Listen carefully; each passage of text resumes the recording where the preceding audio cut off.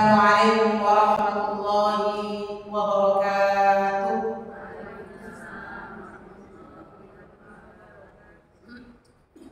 Innal hamdalillah nahmaduhu wa nasta'inuhu wa nastaghfiruh wa na'udzu billahi min shururi anfusina wa min sayyiati a'malina. Man yahdihillahu fala mudilla lahu wa man yudlil fala hadiya lahu.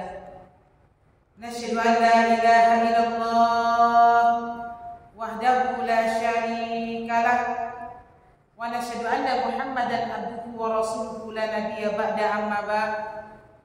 Rabbi shrah li sadri wa yassir li amri wahlul 'uqdatam min lisani yafqahu qawli.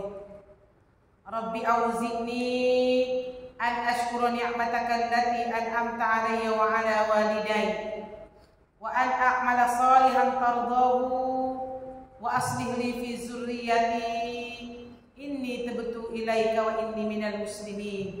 Shadaqallahul azim. Ummahati fillah rahimakumullah. Tak pada rasa bosan kita untuk senantiasa mengucapkan rasa syukur kita kepada Allah Subhanahu wa taala. Karena begitu banyak limpahan rahmat, kasih sayang, hidayah yang Allah berikan kepada kita yang tak bisa kita hitung dengan jari-jari kita ini. Terutama nikmat sehat dan umur yang panjang ini. Ibu sehat, Bu? Lahir dan batin? Oh, giliran batinnya nggak semangat nih. Alhamdulillah, sampai detik hari ini Allah masih memberikan kesempatan kepada kita untuk menambah celengan-celengan kebaikan kita. Dan Allah masih memberikan kesempatan kepada kita untuk mengurangi celengan-celengan keburukan kita. Tetapi apabila modal tadi, umur tadi sudah diambil oleh Allah, maka tidak ada lagi kesempatan kita untuk menambah celengan-celengan kebaikan kita dan berusaha mengurangi celengan keburukan kita. Sehingga Rasulullah SAW mengingatkan kepada kita, kun fid dunya dhuyuf. Anggaplah engkau hidup di dunia ini layaknya menjadi seorang tamu. Jadi kita nih hidup di dunia ini seperti seorang tamu. Kalau tamu berarti ada beberapa hal yang harus kita perhatikan menjadi seorang tamu. Yang pertama, orang kalau bertamu itu pasti tidak akan pernah lama. Betul? Paling lama itu kita bertamu ke rumah orang berapa hari? 3 hari dalam fikirnya, Bu. Hari yang keempat udah mulai resah juga tuh, nggak pulang-pulang orangnya. Kita yang pulang rumah pun payah masaknya. Kita yang datang pun, ya, secantik apapun rumah teman kita tadi, seenak apapun makanan yang disuguhkan kepada kita, pasti kita lebih nyaman di rumah kita sendiri. Ingat Bunda, kita hidup di dunia ini hanya seorang tamu. Karena kita punya tempat asal dan rumah kita, yaitu kematian dan akhirat. Jadi rumah kita di mana? Akhirat. Kita di dunia ini seperti seorang tamu. Yang kedua, apalagi hal yang harus diperhatikan bagi seorang tamu, jagalah adab dan akhlak kepada tuan rumah. Kita kalau punya tamu, Bu, nggak punya adab ya, gimana perasaan Bunda? Kalau bahasa kita sakit hati ya, muak juga kita kalau mulainya. Ini orang belum disuruh makan udah makan duluan. Kan ada kan? Masuk rumah orang, barang-barang orang dipegang semua sama dia. Masuk ke rumah orang disuguhkan makan, tak ada terima kasih. Apa maksudnya ini, Ustazah? Kita hidup di dunia ini, bumi ini milik Allah. Maka kita harus punya adab dan akhlak kepada Sang Pencipta kita, kepada yang punya bumi, yaitu Allah Subhanahu wa ta'ala. Pertama, banyak-banyak syukur. Kita kalau tamu ke rumah orang pasti banyak syukur. Contoh aja lah, kita dijamu oleh Bu Noni ini ke rumah beliau. Udah pernah dijamunya, Bu? Nanti dijamunya kita nih. Komunitas Suraya ini makan bersama di rumah beliau. Dijamunya kita, pasti kita banyak berterima kasih. Benar Bu? Disuguhkannya air minum. Minumlah ibu, makanlah kuenya. Makasih ya Bu Noni, Masya Allah enak banget ini kue. Jadi ngerepotin Bu Noni kami. Kan gitu kan? Banyak terima kasih dan syukur. Buatlah tuan rumah itu senang kepada kita. Dan cari amal yang membuat Allah sayang dengan kita. Dan tinggalkan amal atau pekerjaan yang Allah tidak suka dengan kita. Ini yang kedua harus kita perhatikan. Yang ketiga, ummahat, apa yang harus kita perhatikan kalau kita menjadi seorang tamu? Makanlah semua yang sudah dihidangkan tuan rumah kepada kita tanpa meminta-minta apa yang tak ada. Dan tanpa memprotes yang ibu nggak suka. Contoh sederhana, Bu. Tadi kita kan dijamu Bu Doni ya. Beliau masak enak untuk kita, Ibu. Ada gulai ayam. Kemudian ada urap. Kemudian ada balado ikan asin sama terong, enak banget, Insya Allah. Jadi lapar ya Bunda. Nah, Bu, tiba-tiba, Masya Allah, Bu Vivi ini tidak ada satu makanan pun yang dia bisa makan yang disuguhkan Bu Noni. Saya tanya Ibu diam, Ibu coba makanan itu sedikit, atau Ibu protes sama Bu Noni? Buat Ibu protes. Ya Allah, saya ini nggak pernah makan gulai ayam, kata Bu Vivi. Tambah pula lagi urap asam urat tinggi loh, nggak bisa nih saya makan. Tapi Bu Vivi pasti dia nggak mau protes. Maaf ya, Bu Noni, Vivi nggak bisa makan gulai ayam karena nggak suka dari dulu. Makan urap juga nggak bisa, ikan asin juga alergi. Ada telur dadar Bu Noni, kan nggak berani ngomong. Apa maksudnya nih Ustazah? Makan semua syariat yang sudah disuguhkan oleh Allah kepada kita di muka bumi ini. Ibu mau suka, tidak semua makan. Jangan ditukar yang halal jadi haram. Jangan yang haram jadi halal. Manusia ini Bu, dia bersyariat itu dia pilih. Nah ini cocok nih. Oh saya suka nih, diambil. Diamalkannya. Tapi giliran syariat Allah yang dia anggap susah bagi diri dia nggak mau. Yang nggak suka dia juga nggak mau. Apa maksudnya? Amalkan semua syariat yang sudah Allah berikan kepada kita. Karena tak bisa kita pungkiri. Kadang kita mudah melakukannya.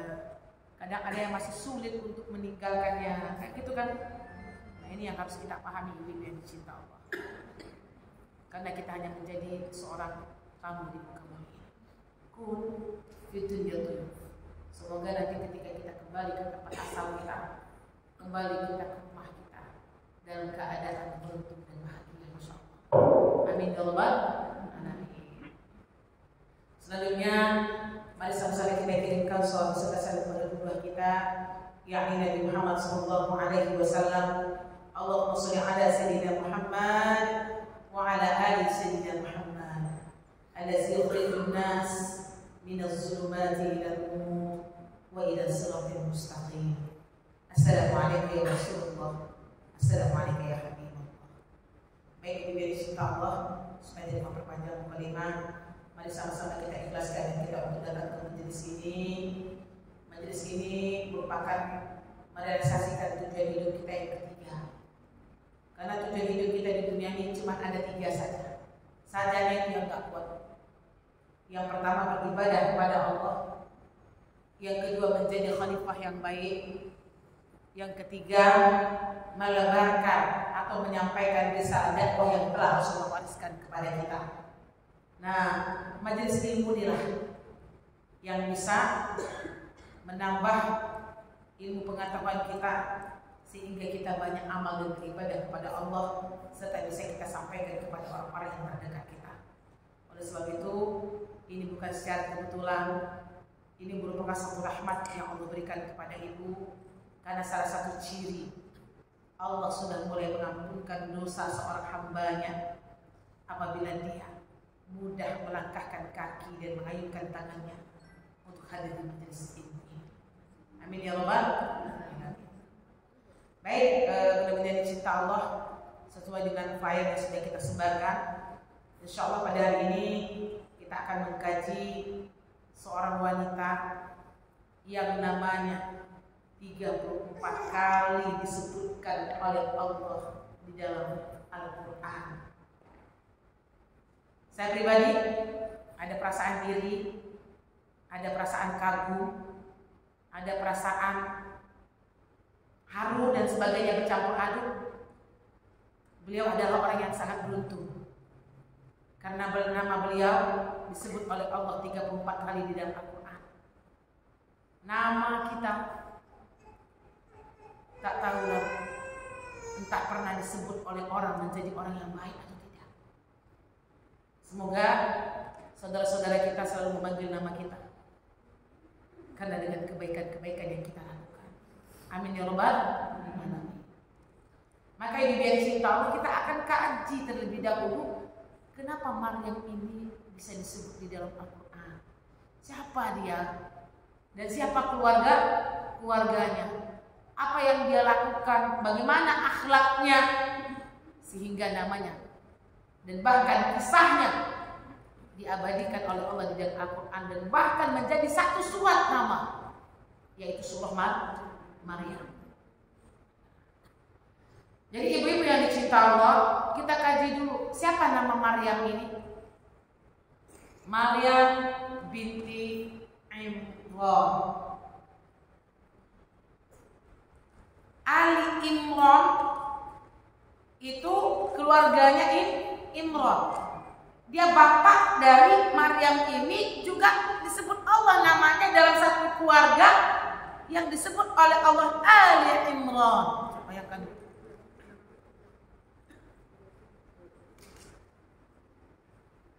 Jadi dia bukan keluarga biasa. Dari keluarganya saja sudah dihormati oleh Allah. Ala. Berarti kalau sudah Ali Imran, Ala Ibrahim, kalau dipanggil Allah dengan ala itu berarti keluarganya keluarga yang soleh. Masya Allah. Kalau suaminya soleh, anaknya soleh, istrinya enggak soleh, tidak dipanggil ala. Begitu juga sebaliknya. Istrinya solehah, anaknya soleh, suaminya enggak soleh, tidak juga akan dipanggil ala oleh Allah. Contohnya rumah tangga Asiyah dan Fir'aun. Tapi kalau sudah dipanggil oleh Allah ala, suaminya beriman,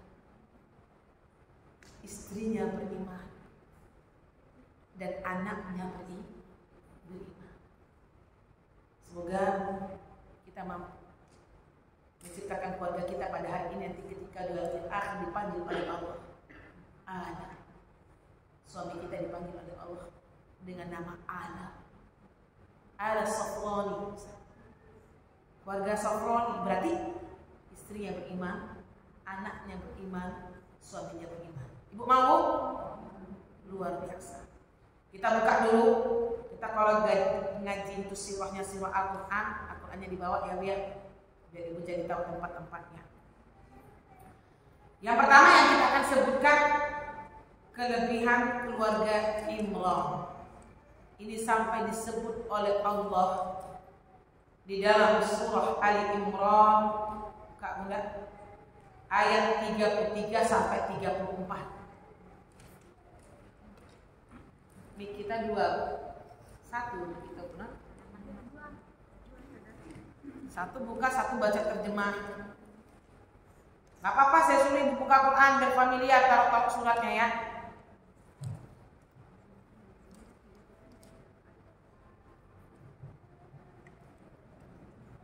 Karena kita ngajinya Al-Quran, jadi Al-Qurannya kita buka. Ketemu Bu? Bacakan saya artinya. Tolong dibacakan. Bacakan ya, ayat 33. Sesungguhnya Allah telah memilih Adam, Nuh, keluarga Ibrahim dan keluarga Imran melebihi segala umat pada masa masing-masing. Sebagai satu keturunan, sebagiannya adalah keturunan dari sebagian yang lain. Allah Maha mendengar, Maha melihat, mengetahui. Dia bagikan oleh Allah di dalam Al-Qur'annya. Diberi kelebihan menjadi keluarga yang baik di dalam masanya. Jadi kalau kita lihat sirahnya, Imran ini namanya Imran bin Maksan bin Al-Azhar bin Al-Yud. Panjangannya cuma buat satu aja dulu, sebenarnya sampai kakeknya yang lebih baik. Imran bin Maksan bin Al-Azhar, sampai situ aja deh. Panjangan payah hafal ya.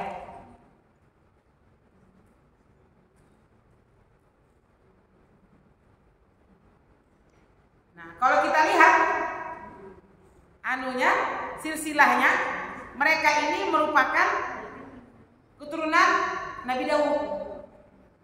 Jadi Imran ini terbayang ya, kalau kita ngaji sirah itu tahu dulu silsilahnya, biar ibu mudah memahaminya.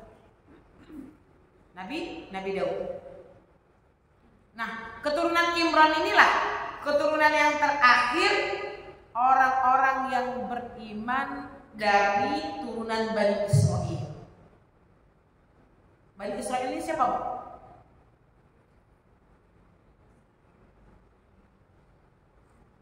Ya Bani Israel. Bani Israel ini siapa?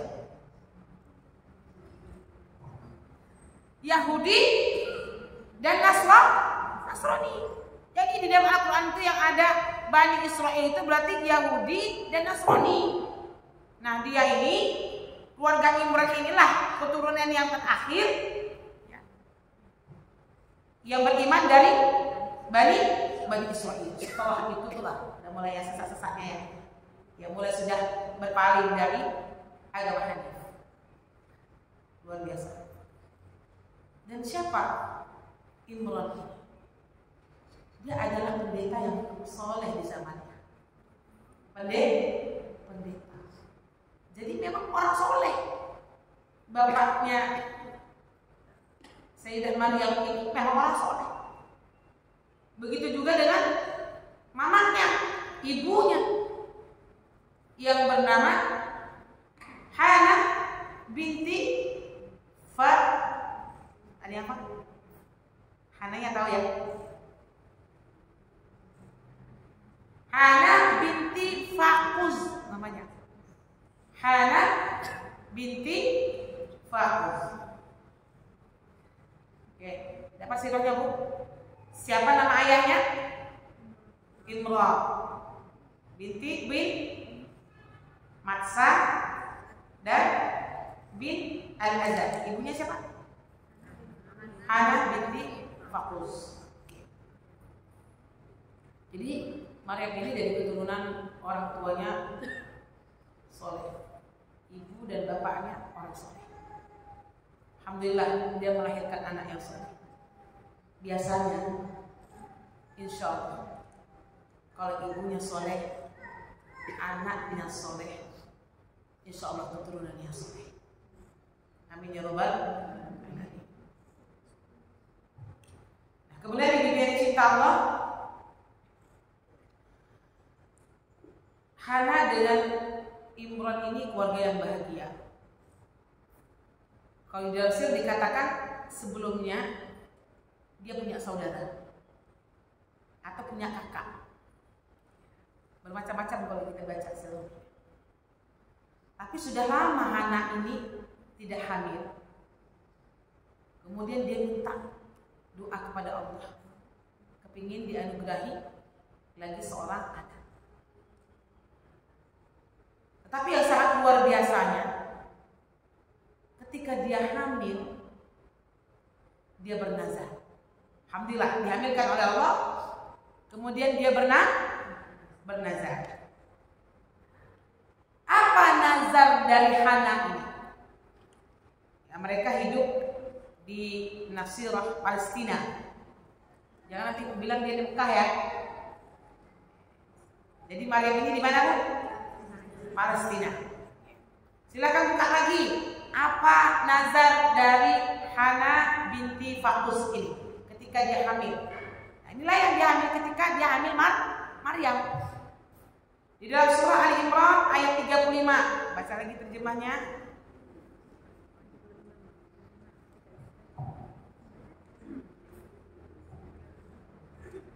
Ingatlah ketika istri Imran berkata, "Ya Tuhanku, sesungguhnya aku bernazar kepadamu, apa janin yang dalam kandunganku kelak menjadi hamba yang mengabdi kepadamu. Maka terimalah nazar itu dariku. Sungguh engkaulah yang maha mendengar, maha mengetahui." Masya Allah. Ini nazar orang tuanya ya. Jadi ketika anaknya lahir nanti, ya, maka dia ingin menjadikan anaknya itu hamba yang mengabdi kepadamu. Bernazar pula dia. Tapi kalau Allah, lahirlah anak Hana ini, ternyata yang lahir perempuan. Sementara sebelum itu tidak pernah yang menjaga mihrab, yang menjaga Baitul Maqdis itu adalah perempuan. Tidak pernah. Tapi kayak mana lah udah nazar? Yang sangat luar biasanya, ketika Hana ini sedang hamil besar, Imran meninggal dunia. Jadi Maryam gak lihat ayahnya. Maryam tidak melihat ayahnya. Ayahnya sudah meninggal dunia ketika ibunya hamil besar.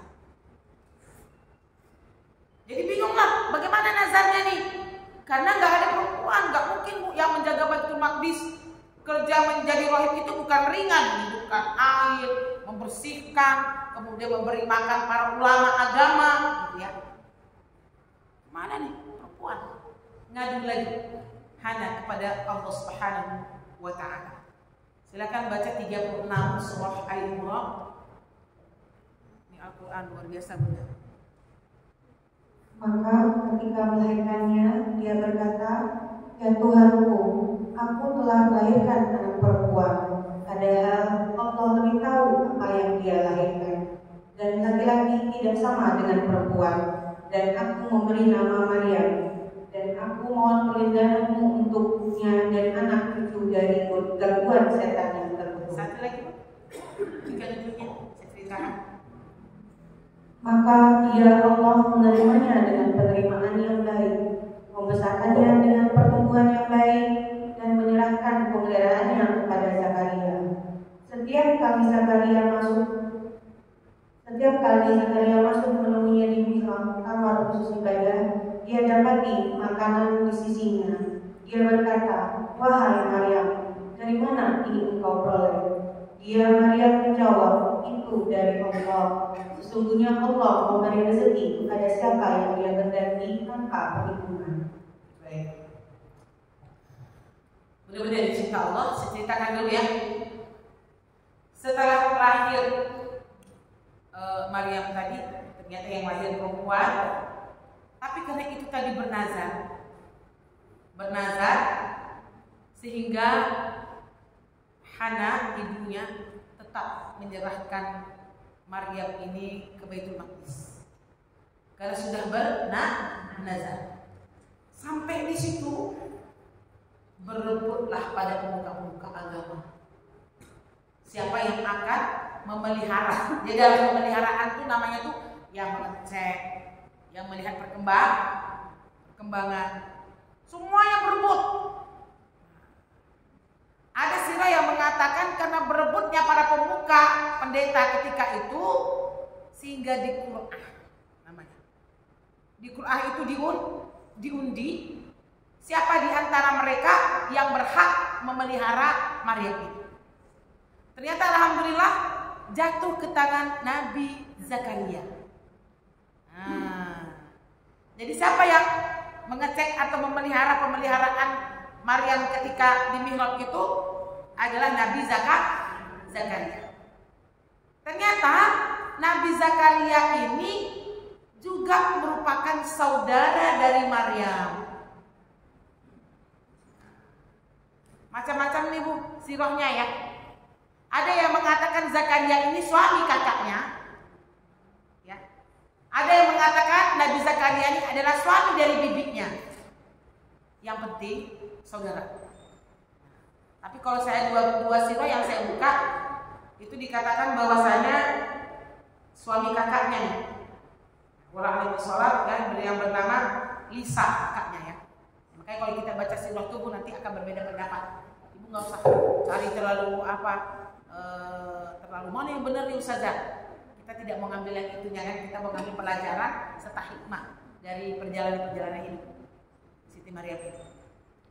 Bisa dipahami ya? Sehingga dalam pemeliharaan Nabi Zakaria, ketika dalam pemeliharaan Nabi Zakaria, subhanallah ya, waktu hamilnya anak istri Zakaria juga, nanti pas Maryam hamil, istri Zakaria juga hamil. Nanti di surat Maryam diceritakan ya, luar biasa, double semuanya ya. Subhanallah subhanallah. Nah ketika itu menjaga mihrab. Mihrab itu namanya tempat ibadah.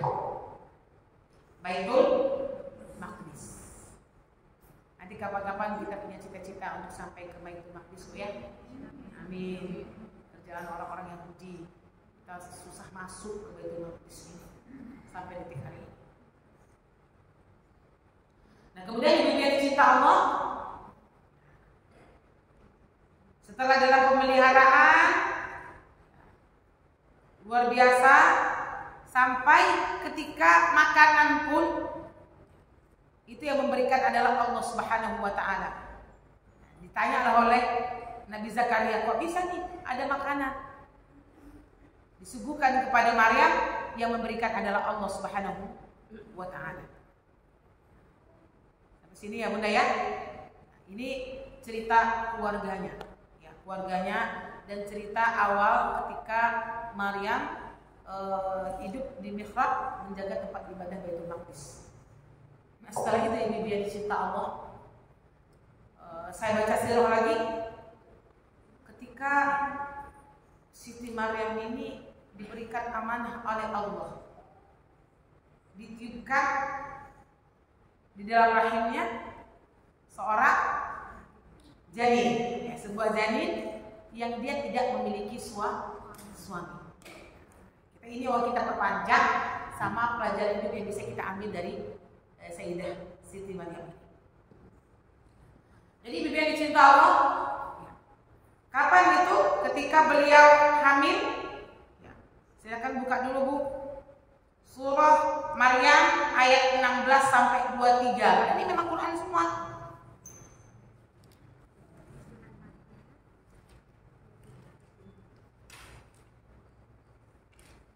Maryam surat keberapa tadi? 19 16 sampai 23. Dia nggak panjang ini Bu. Nanti saya ceritakan prosesnya. Ada yang berkenan membacakan artinya? Biar segar ya? Iya. Ada yang mau angkat tangan saja?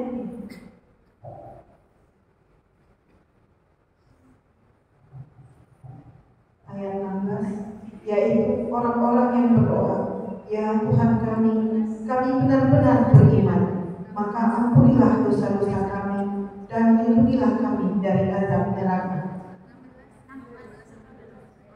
16 Muslim 16 sampai 23. Ali Imran Ustaz. Maryam halaman 306 Musri sama Qurannya. Sengaja kita minta ibu yang baca biar familiar. Oh, di sini ceritanya Maryam. Dan ceritakanlah Muhammad kisah Maryam di dalam kitab Al-Quran, yaitu ketika dia mengasihkan diri dari keluarganya ke suatu tempat di sebelah timur Baitul Maqdis. Lalu dia memasang tabir yang melindunginya dari mereka. Lalu kami mengutus guru kami Jibril kepadanya, maka dia menampakkan diri di hadapannya dalam bentuk manusia yang sempurna. Dia Maryam berkata, sungguh aku berlindung kepada Tuhan yang Maha Pengasih terhadapmu, jika engkau orang yang bertakwa. Dia Jibril berkata, sesungguhnya aku hanyalah utusan Tuhanmu untuk menyampaikan anugerah kepadamu seorang anak laki-laki yang suci. Dia Maryam berkata, bagaimana mungkin aku mempunyai anak laki-laki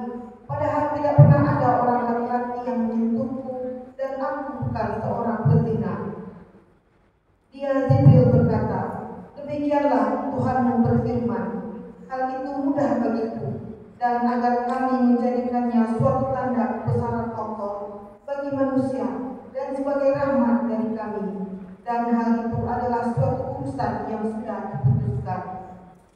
Maka dia Maryam mengandung, lalu dia mengasingkan diri dengan kandungannya itu ke tempat yang jauh. Kemudian merasa sakit akan melahirkan, memaksanya bersandar pada pangkal pohon kurma. Dia Maryam berkata, "Wahai, betapa baiknya aku mati sebelum ini, dan aku menjadi seorang yang tidak diperhatikan dan dilupakan." Baik, sampai situ dulu ya. Mahadirillah rahimakumullah. Kalau kita pelajari Sayyidah Maryam ini seorang wanita yang tumbuh berkembang sangat cantik. Dia wanita yang paling menjaga kesucian dirinya sehingga tidak ada seorang laki-laki pun yang mampu untuk melihat dia. Subhanallah. Kalau bahasa Padanya macilok-cilok orang mencari gitu. Mana loh Maryam ini gitu kan. Di mihrab itu begitulah dia menjaga pandangan. Ghadul basornya dia menjaga kesucian dirinya. Sampai ketika Jibril datang pun, kan Jibril datang ketika menurunkan wahyu kepada Maryam ini, ya, yang mau dititipkan seorang bayi laki-laki ke rahimnya itu datang berbentuk manusia. Ketika melihat laki-laki, ditutupnya tabir. Dia nggak mau bertemu dengan laki-laki karena dia tahu itu akan menjadi fitnah. Beda dengan kita sekarang. Anak-anak gadis kita, bagaimana dia supaya orang laki-laki melihat dia dengan pandangan nafsu itu senang kali dia. Ghadul basar udah nggak ada dan sebagainya. Masya Allah, tentu saja ya Maryam ini dimuliakan oleh Allah karena cobalah akhlaknya, menjaga kesuciannya dan luar biasa. Sehingga Jibril baru ngaku gitu ya. Karena takutnya siapa engkau dikatakan oleh Maryam, tidak mau membuka tabir dan sebagainya, sehingga Jibril mengatakan bahwasanya aku adalah utusan Allah. Sebegitunya beliau menjaga kesucian diri beliau, ya, diri dari syaitan Allah. Kemudian ya, Jibril menyampaikan apa yang disampaikan oleh Allah kepadanya. Sesungguhnya aku hanya utusan Tuhanmu untuk menyampaikan anugerah kepadamu seorang anak laki-laki yang suci. Bayangkan aja Bu, bagaimana perasaan Siti Maryam ketika itu. Dia adalah wanita yang menjaga kesucian. Tiba-tiba dititipkan oleh Allah dan malaikat Jibril, Allah akan menitipkan ruh seorang bayi laki-laki di dalam rahimnya. Gimana Bu perasaannya? Pasti takut. Ada rasa kecewa. Ya nggak mungkin, nggak ada suami langsung punya anak. Kemudian Jibril berkata lagi, kemudian Maryam berkata, bagaimana mungkin aku memiliki anak laki-laki, padahal tidak pernah ada seorang laki-laki yang menyentuhku, kata Maryam, dan aku ini bukan seorang penzina. Saking takutnya dia, karena dia menjaga harga diri. Kemudian Jibril berkata, demikianlah Tuhanmu berfirman, hal itu mudah bagiku, dan agar kami menjadikan suatu tanda kebesaran Allah bagi manusia dan sebagai rahmat dari kami, dan hal itu adalah suatu urusan yang sudah diputuskan. Jadi Allah menitipkan ini kepada Maryam. Allah ingin melihatkan tanda-tanda kekuasaannya kepada makhluk Allah yang ada di bumi, khususnya kepada manusia. Sehingga saya buka tafsir Ibnu Katsir, ya, dikatakan di sini Allah menciptakan nenek moyang. Allah menciptakan nenek moyang kita. Yang pertama Adam. Coba kita perhatikan. Jadi sempurna dengan cerita Maryam. Adam ini tidak ada ayah, tidak ada ibu. Betul? Yang menciptakan siapa? Allah. Berarti tidak ada ayah, tidak ada ibu. Siti Hawa itu diciptakan dari apa? Tulang rusuk dari Adam. Ini kita kalau mengkaji hal seperti ini saksi keimanan kita bertambah. Tidak ada perempuan. Berarti dari tulang rusuknya Nabi Adam. Apalagi Allah menciptakan seluruh keturunannya ada laki-laki dan perempuan, baru ada seorang anak. Betul? Kan Nabi Adam nih, nenek moyang kita. Kemudian yang keempat, inilah Allah ingin melihatkan tanda-tanda kekuasaan Allah, dititipkan kepada Siti Maryam. Ada anak, tapi tidak ada ayah. Sempurna, subhanallah. Enggak ada laki-laki dan perempuan, hanya ada laki-laki, kemudian laki-laki dan perempuan, baru ada anak, kemudian tidak ada laki-laki, hanya ada perempuan, lalu seorang anak. Sempurna ciptaan Allah ini, Masya Allah, subhanallah, Malikul Quddus Salam. Ya. Jadi alhamdulillah, ini menggambarkan bahwasanya Allah ingin melihatkan tanda-tanda kekuasaan kepada makhluknya lewat Siti Maryam. Tapi karena beliau adalah orang-orang yang amidah, orang yang taat beribadah, orang yang singkoh kepada Allah Subhanahu wa Ta'ala, akhirnya dia menerima titipan yang Allah berikan kepadanya ini dengan lapang hati, dengan ikhlas. Tapi apa yang terjadi ketika dia hamil? Disuruh oleh Allah tak boleh menyebutkan kepada siapa-siapa, iya kan? Tak boleh menyebutkan kepada siapa-siapa. Akhirnya timbullah cemooh, pergunjingan, dicela, dilaknat. Tapi karena Maryam ini adalah manusia biasa, beliau juga hampir berputus asa. Harga dirinya yang diinjak-injak, gak punya suami tapi hamil. Selama ini dia dikenal orang yang menjaga kesucian. Tapi itu pula ujian yang Allah berikan kepada beliau. Kenapa bukan wanita yang tak baik dititipkannya seperti itu? Jadi orang kan gak curiga. Kenapa bukan ahli zina yang dititipkan oleh Allah? Subhanallah. Itulah kekuasaan Allah. Sampai dia hampir goyah keimanannya dan sebagainya.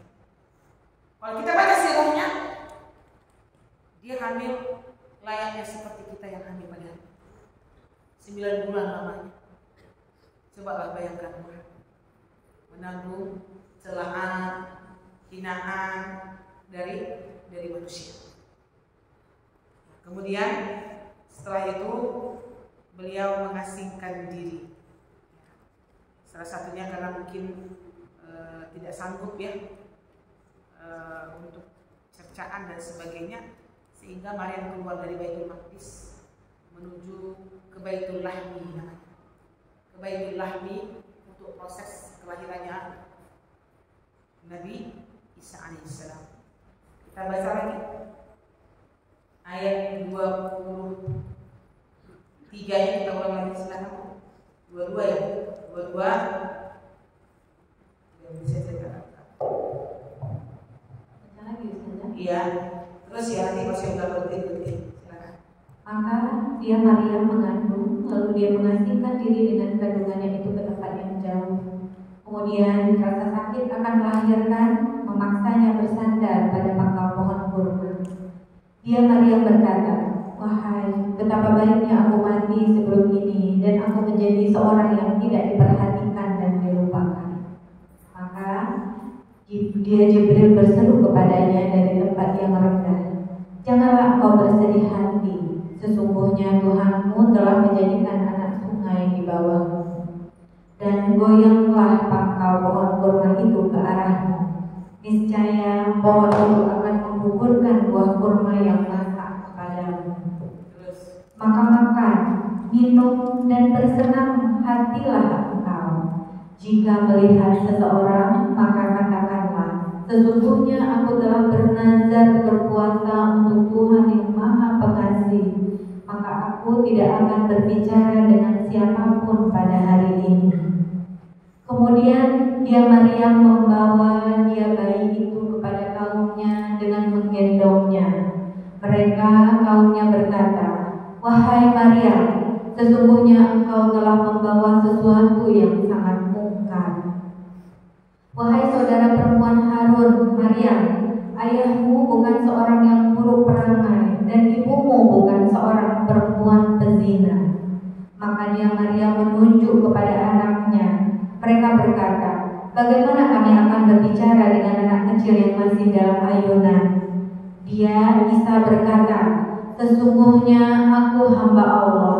Dia memberiku kitab Injil dan dia menjadikan aku seorang nabi.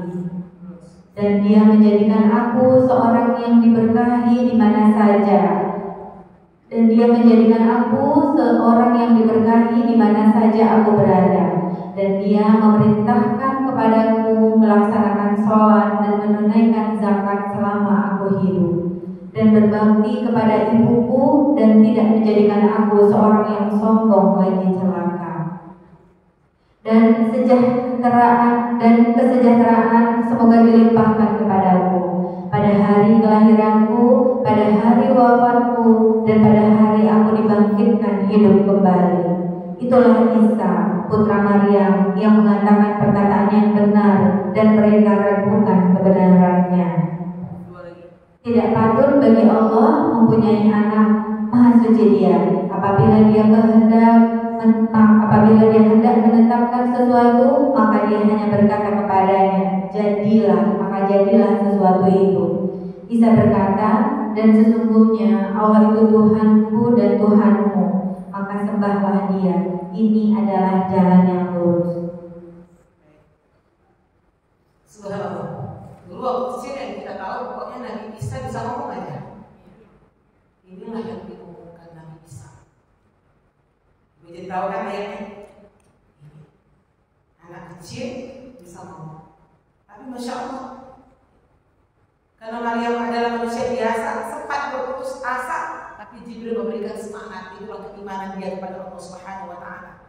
Sanggup ya, menahan celaan, cercaan dan sebagainya, sampai dia membawa anaknya lahir. Dan wajar, gak punya suami melahirkan. Dan ada di antara mereka yang beriman, dan ada di antara mereka yang tidak beriman. Subhanallah. Ibu lihat ujian apa yang sudah ibu miliki pada hari ini. Sikit aja yang dicela orang, meradang, ya kan? Sikit aja dikasih orang, sudah balas dendam. Tapi lihat nasib Maryam, Masya Allah, betapa sabarnya beliau, betapa berbesar hatinya beliau, sampai Allah memberikan jawaban yang pas tentang kekuasaan Allah. Tapi bukan berarti kata tidak ada sebuah kesedihan di dalam sisi Maryam. Setelah dia sedih, setelah berputus asa, baru Allah memberikan jawaban yang baik. Baru Allah menggambarkan kekuasaan Allah kepada manusia. Subhanallah. Maka ini dari cerita Allah kita akan simpulkan. Sebenarnya sirupnya masih banyak lagi ya, sampai nanti bisa diangkat menjadi nabi dan sebagainya. Usia-usia bagaimana beliau meninggal dunia, saya tidak akan bahas ini ya. Cuman yang mau kita kaji pada hari ini, bahan keutamaan Siti Maryam yang bisa kita aplikasikan dalam kehidupan kita sehari-hari. Karena kita datang ke sini untuk memperbaiki diri kita, supaya kita bisa menjadi hamba Allah yang lebih baik dari hamba minallah dan dari segi keluarga kita dan hamba minannas kita. Untuk Mahat, saya mau ibu dulu yang ngomong sebelum saya simpulkan. Satu, pelajaran apa yang bisa ibu ambil dari kisah Siti Maryam ini?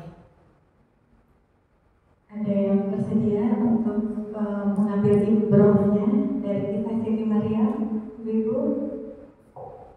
silahkan angkat tangan. Ada volunteer yang bersedia? Ayo dong, ada dong. Kayaknya saya ada kedua kemungkinan aja nih. Yang pertama, tak paham dengan ceritanya. Paham insya kan Bu? Yang kedua, terlalu paham. saya berpikir bahwa luar biasanya Maria. Dia tidak meminta haknya kepada Allah. Dia tidak meminta, ya Allah, aku ini orang yang beriman sekali loh ya Allah. Aku ini orang yang betul-betul menjaga kesucianku ya Allah. Seharusnya aku mendapatkan hakku sebagai manusia yang beriman. Tetapi dia tidak menuntut haknya kepada yang maha pemilik hak. Dia terus melakukan kewajibannya sebagai muslimah. Apa yang dia lakukan? Dia kewajibannya sesuai apa yang Allah mintakan kepadanya. Allah sampaikan melalui Jibril, mengandunglah, lahirkan anakmu. Bahkan setelah melahirkan pun dia tidak punya hak loh untuk menjelaskan ke orang-orang siapa itu Isa. Dia disuruh untuk menutup mulutnya. Apa yang dia lakukan ketika orang bertanya, wahai Maryam, ayahmu itu orang yang taat beribadah, ibumu orang yang taat beribadah, tetapi kenapa engkau menjadi wanita seperti itu? Dia apa yang dia lakukan? Dia hanya menunjuk ke anaknya. Bahkan seorang Maryam yang luar biasa ibadahnya kepada Allah, yang kadang istri suka banget menuntut hak kita kepada suami, yang kita suka lupa kewajiban kita apa. Siapa ya kita? Seorang perempuan yang mungkin ibadah kita gak ada ujung-ujungnya dari Maryam gitu. Terus kita menuntut kepada Allah, ya Allah, kok ujian aku kayak gini sih? Ya Allah, kok aku dapetnya suaminya yang kayak gini sih? Ya Allah, kok anak aku yang kau kasih kayak gini sih? Padahal aku tuh udah sholat malam, udah puasa, gitu ya. Nah, suka menuntut hak kita. Di dalam kajian ini, sebelum Ustazah nanti merangkum gitu ya, apa ibrah yang bisa kita ambil dari kajian kita, mungkin sebaiknya kita bisa merefleksi diri kita kembali. Ayo kita segarkan kembali diri kita bahwa selama ini apa yang kita lakukan betulkah? Sudahkah benar kewajiban-kewajiban yang kita lakukan sebagai seorang muslimah, sebagai seorang istri, sebagai seorang ibu, dan sebagai seorang anak perempuan dari orang tua kita. Nah, baik teman semua, ibu-ibu semua, tadi melalui video itu kembali saya mengajak kita semua, ayo sama-sama lagi, mungkin sebagai pengingat diri kita, sama-sama lagi kita belajar mendalami lagi kewajiban kita sebagai istri itu apa di luar hak-hak kita. Karena siapa nanti yang akan menyelesaikan hak kita? Allah Subhanahu wa Ta'ala. Tugas kita tadi hanya 3, ya. Tugas kita diciptakan tadi oleh Allah hanya 3. Apa itu? Beribadah kepada Allah, menjadi khalifah yang baik, dan kemudian menebarkan ilmu atau berdakwah di jalan Allah. Maka itulah kewajiban kita untuk hidup di dunia. Apa yang kita dapat, hak-hak kita nanti itu akan diselesaikan oleh Allah Subhanahu wa Ta'ala. Nah, seperti apa kita dalam menjalani kehidupan kita sebagai istri, kita sebagai ibu yang diberikan kesempatan oleh Allah. Kita bukan Ibunda Maria, kita bukan Siti Maria, tapi Allah berikan lebih dari apa yang Allah berikan kepada Maria. Kita diberikan pendamping hidup, kita diberikan suami yang bisa mendampingi kita, yang menemani kita dengan segala kekurangan yang dia punya. Kita dianugerahi keluarga yang baik,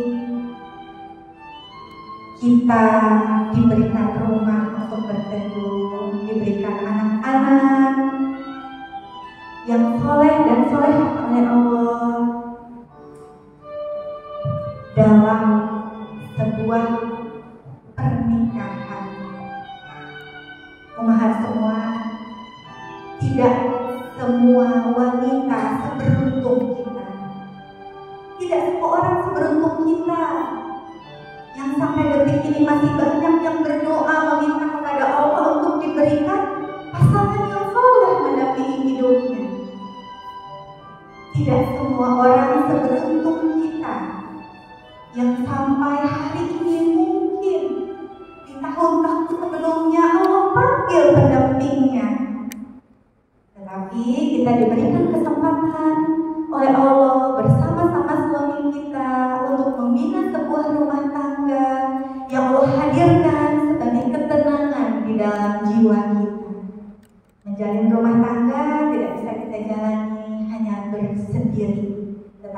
sebuah pernikahan akan kita jalani berdua bersamanya. Bukan aturan kita, bukan aturan dia, bukan sebuah perjanjian yang kita atur sebelum pernikahan, tetapi aturan Allah kita tegakkan sebagai istri dan sebagai suami. Jangan salah, jangan ikutkan kaum kapitalis dengan membuat sebuah aturan-aturan perjanjian-perjanjian pernikahan. Ayo sama-sama kita buat. Kita kaji lagi perjanjian-perjanjian pernikahan yang datangnya dari Allah. Di dalam sebuah kelas nantinya yang akan kita saja bersama-sama, kelas KIS, kelas kajian intensif suami dan istri, nanti yang akan kita langsungkan di tanggal 19 November 2022 bersama-sama kembali. Kami berharap kita bisa berkumpul di sana bersama umahan ini lagi. Kita sama-sama belajar dalam sebuah kajian intensif pernikahan. Nanti akan bertemu kembali dengan Ustazah Fani Rahmawati, Ustazah Wiwin, Ustaz Umar, dan Ustaz Ahyar. Kemudian nanti juga akan diisi oleh Ustaz Wimar Aditya. Untuk apa itu? Agar kita sama-sama bisa menjalankan sebuah pernikahan yang memang pernikahan itu tujuannya kita menjalinnya hanya untuk Allah. Sebagaimana Allah ingin menjadikan kita seorang khalifah di dunia ini, seorang ibu, seorang istri, seorang anak perempuan yang bisa menebarkan asma Allah di buminya, di sini, di mana ini adalah tempat kita bertamu.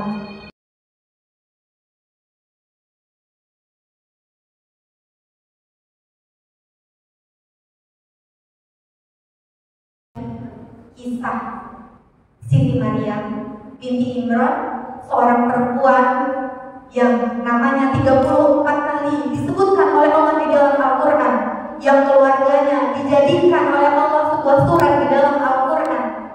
Kita mungkin tidak bermimpi untuk menjadi seperti itu, tetapi kita tetap bermimpi nantinya di akhirat kita dikumpulkan bersama dengan orang-orang yang Allah pilih untuk menjadi seperti itu. Silakan Ustazah. Kita berikan saja hak suami kita tanpa menuntut hak kita, karena nanti insya Allah yang akan menyelesaikan hak itu adalah Allah Subhanahu wa Ta'ala. Baik, kita sampaikan keutamaan dari Sayyidah Siti Maryam ini, belajar kita hari ini. Yang pertama, ada diri yang mendalam kepada beliau, karena Rasulullah SAW bersabda di dalam hadis, Sayyidat Ahli Jannah Arba. Dia termasuk perempuan yang dijadikan oleh Allah untuk masuk ke dalam surga.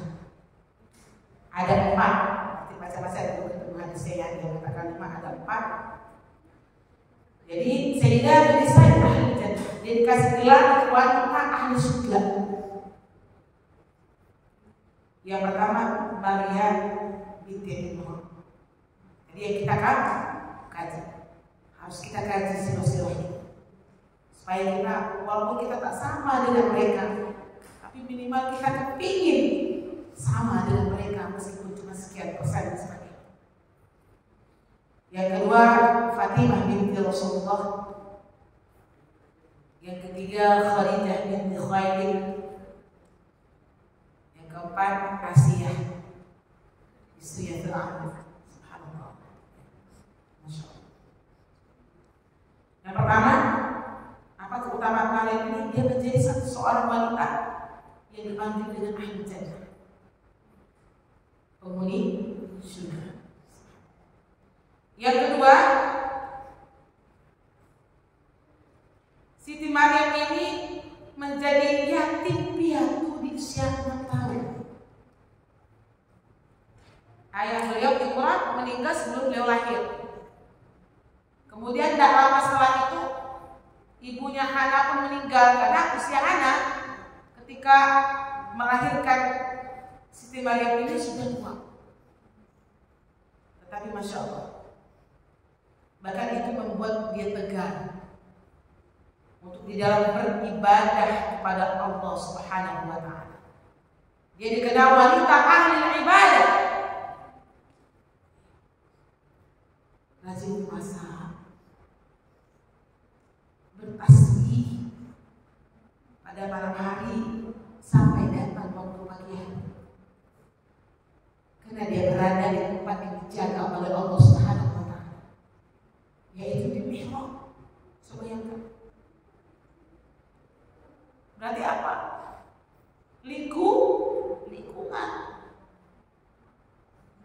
Lingkungan ini sangat penting bagi kita untuk menjadikan kita istiqomah di dalam beribadah kepada Allah Subhanahu wa Ta'ala. Jadi dia wanita yang sangat istiqomah di dalam beribadah kepada Allah Subhanahu wa Ta'ala. Gak ragu lagi kita lihat kerjanya bertasbih, ibadah, puasa. Ini yang kedua. Yang ketiga, ummahat, dia tidak pernah lelah untuk belajar.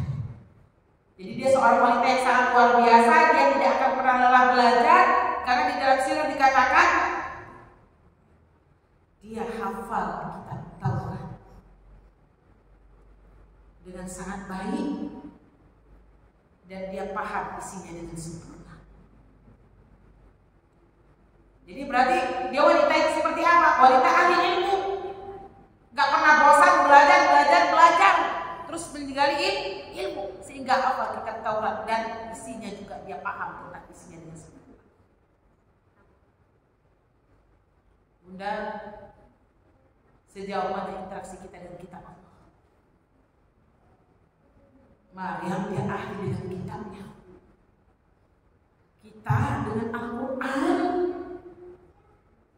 boro-boro hafal, bacanya aja gak bagus, boro-boro memahami isinya, membukanya aja tidak komitmen sekali. Semoga mengajak Bunda semuanya komunitas Suraya ini sama-sama. Semoga kita dengan pelajaran Maryam ini kita bisa menjadi hamba Allah yang senantiasa cinta dengan kitab Allah. Ya, mendekati Al-Quran. Karena Siti Maryam orang yang tak pernah bosan untuk belajar kitab sampai hafal sedikit demi sedikit. Ya, sama-sama kita berjuang merangkak. Jangan bosan untuk belajar tahsin, jangan bosan untuk menghafal Al-Quran.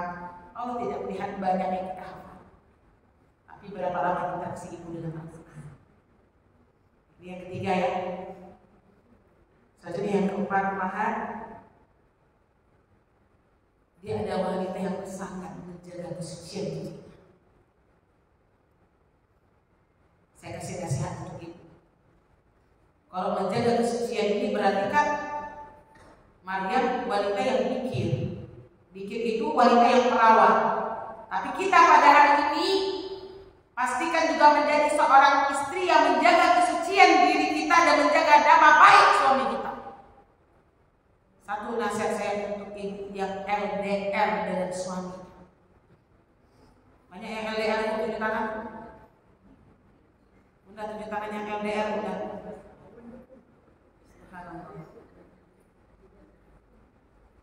Jaga kesucian diri ibu. Ketika ibu menjaga kesucian diri ibu, ibu telah menjaga kehormatan suami. Ini ibu-ibu LDR nih. Kalau tidak ada suaminya, bebas ya bu. Marah ibu sama saya. Enggak kan bunda? Kita aja mau buat janji dengan teman gimana? Tunggu ya, suamiku masih di Pekanbaru.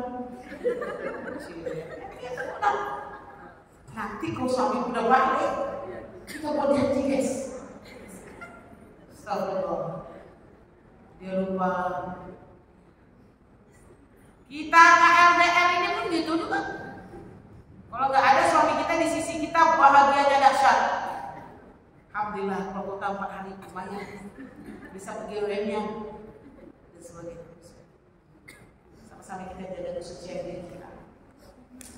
Dengan yang sudah menikah menjaga kesucian diri kita, berarti kita sedang menjaga izat suami kita. Karena kita kita adalah tanggung jawabnya. Itu ya Bu ya.